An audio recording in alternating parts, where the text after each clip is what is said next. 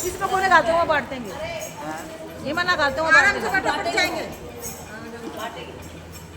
श्रावण मास महात्मा में पंद्रहवां आता है। बोलो श्रावण महात्मा में की कल बताया था नाग पंचमी पर्व के बारे में। आज व्रत है सुपोधन। सुपोधन बोलते हैं षष्ठी को, छठ को सुपोधन बोलते हैं। सुपोधन व्रत कथा। शरद कुमार ने शिव से कहा, हे देवेश, हे त्रिलोकीनाथ, नागों का आश्रय जनक नाग पंचमी व्रत मैंने आपके मुख से सुना है। ऐसे षष्ठी व्रत के बारे में मुझे बताइए। इस व्रत का नाम क्या है, क्या विधान है, कैसे व्रत करना चाहिए, सो विस्तार से बताइए। शरद कुमार से भगवान ने कहा, कैसे अंदर श्रावण मास शुक्ल पक्ष से षष्ठी तिथि को महामृत्यु विनाशक सुपोधन व्रत कहा जाता है। शिवालय में घर पर पर्यटन पूर्वक शंकर भगवान की अर्चना करें। सैन्य से दाल, आटे, भात का नैवेद्य, नमक सहित आम का तरकारी, आम की जो सब्जी होती है ना, वो षष्ठी को बनाने से बहुत अच्छा होता है। और ब्राह्मणों को भोजन करा करके पाया जाना चाहिए। जो इस विधि से व्रत करता है मेरा मत करो, इस संबंध में प्राचीन कथा है, वो सुनो।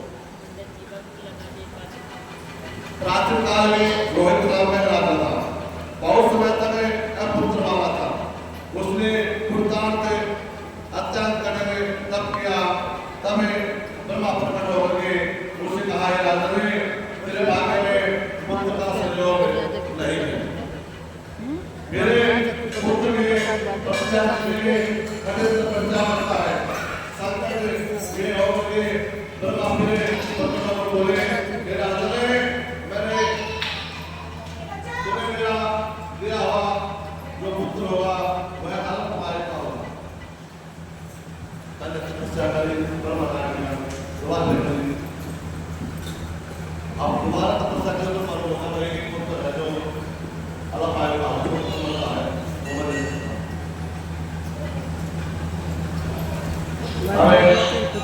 मैंने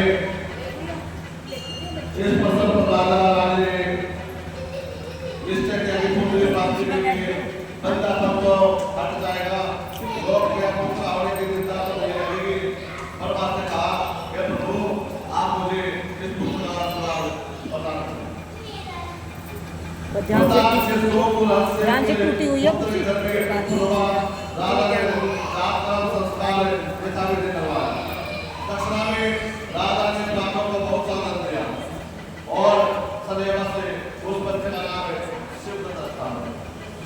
शंकर भगवान की।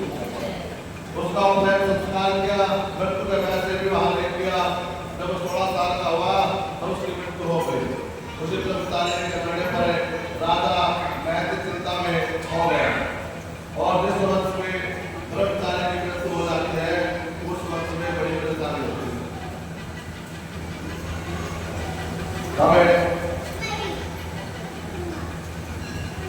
दुर्गति हो जाती है। संत कुमार ने शंकर भगवान से कहा है देवादिदेव हे चंद्रनाथ, क्या उसका उपाय नहीं है?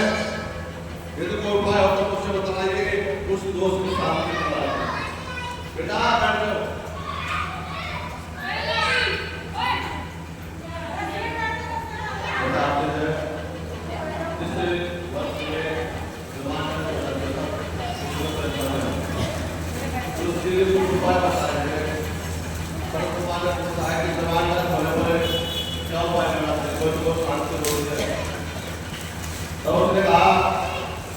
ईश्वर ने कहा है संतवान यदि तनाव कर्मचारी आदि वो अलग विधि से विवाह संयोग करके पेड़ या कर्मचारी को मिला करके देश काल और तनाव को कहे तो यह कहे कि मैं मेरे कर्मचारी की शांति के लिए मैं सभी से बात कर रहा हूँ।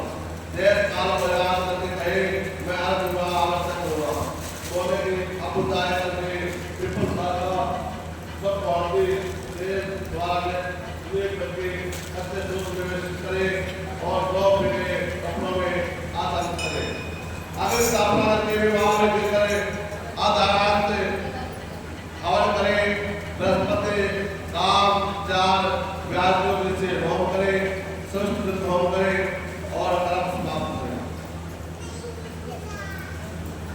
अब बता रहे हैं यथा से बिल्कुल निकाले नर्तक सबको सलाह देते और बड़े लोग हो तो उसके लिए 6 साल तक वर्ष है। ईश्वर के निकास कुमार कैसे बेहतर है। राजा ने ब्राह्मण को शुरू किया और मनोविचार किया। वो कहते हैं अर्थ विवाह मुझे अति उत्तम नहीं लगा। विवाह ही मुझे उचित नहीं होता। इसके मरे हुए जीव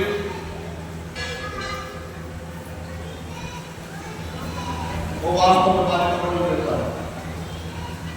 ने कहा था भगवान से कि मेरे उपाय चल रहे हैं क्योंकि हमें विवाह के लिए जो मृतक व्यक्ति है ना उसका आस्था बड़ा आस्था आपके एक साथ में विवाह करते हैं लड़की का अब मरे व्यक्ति को कौन देता है और विवाह देगा। और शंकर भगवान ने कहा उसी नगर में एक ब्राह्मण रहता था। उससे राजा से कहा कि तुम्हारा पुत्र जीवित हो सकता है।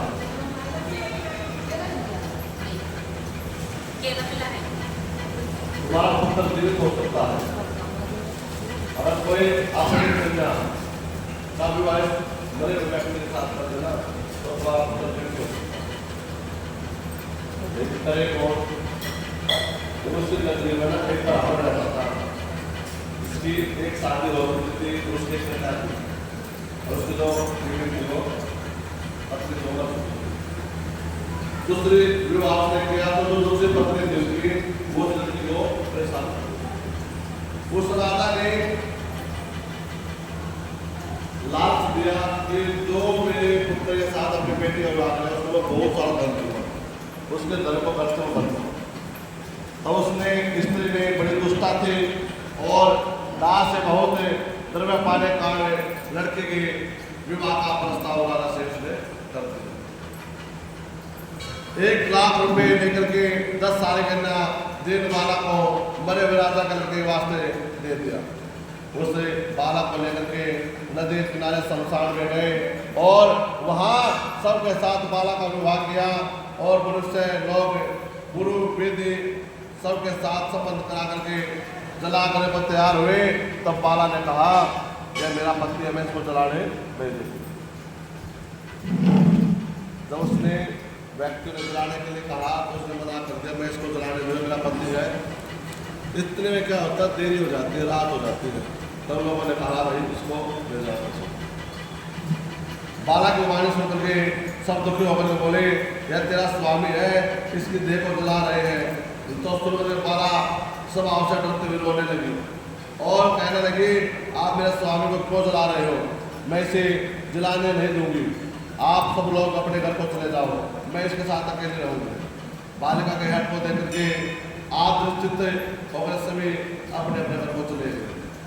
उन्होंने कहा, वो अत्यंत कष्ट है, इसका भाव्य कर्म नहीं जान सकते। देव संरक्षक दयालु भगवान इसकी रक्षा करेगा।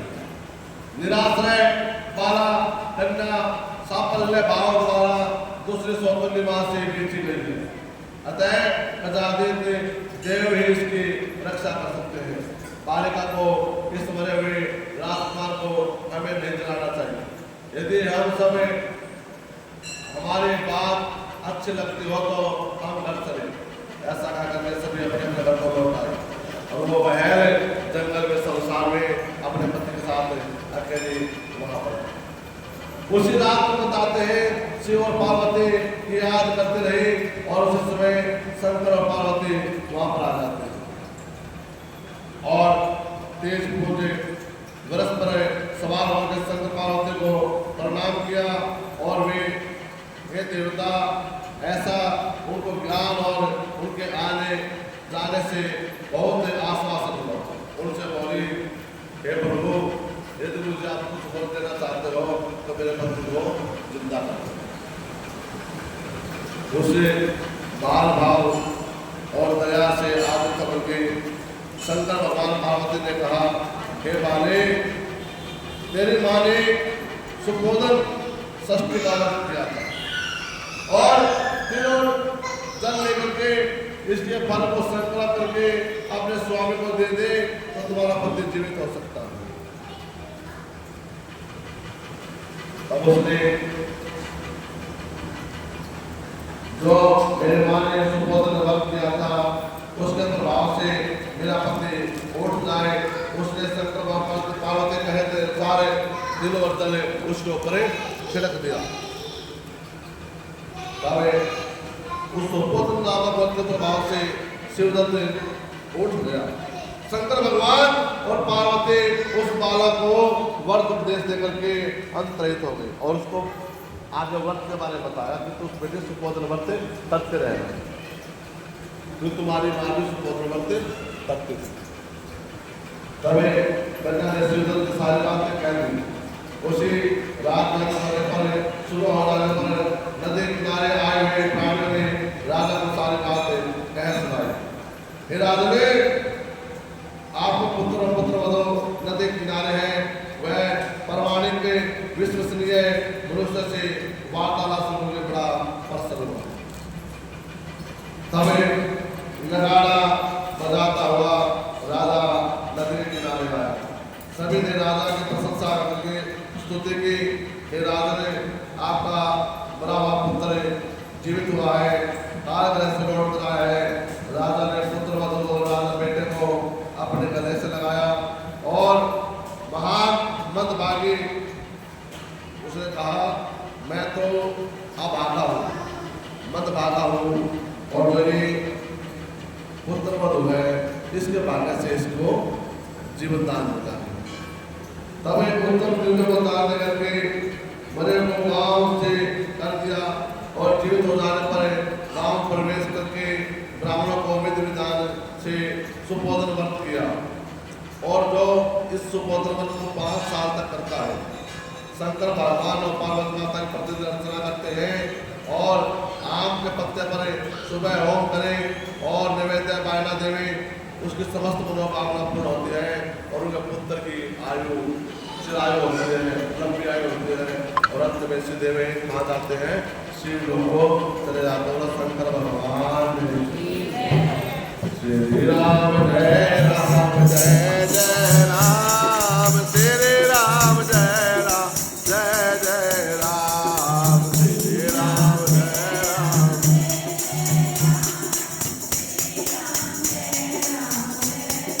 राम मेरा है उनको है परिणाम, जिनके सेवक बाबा हनुमान, श्री राम जय राम, बोला श्री राम जय राम जय जय साज दरबार की जय। श्रावण मास मातम में 15वां अध्याय संपन्न वलसाज दरबार की जय।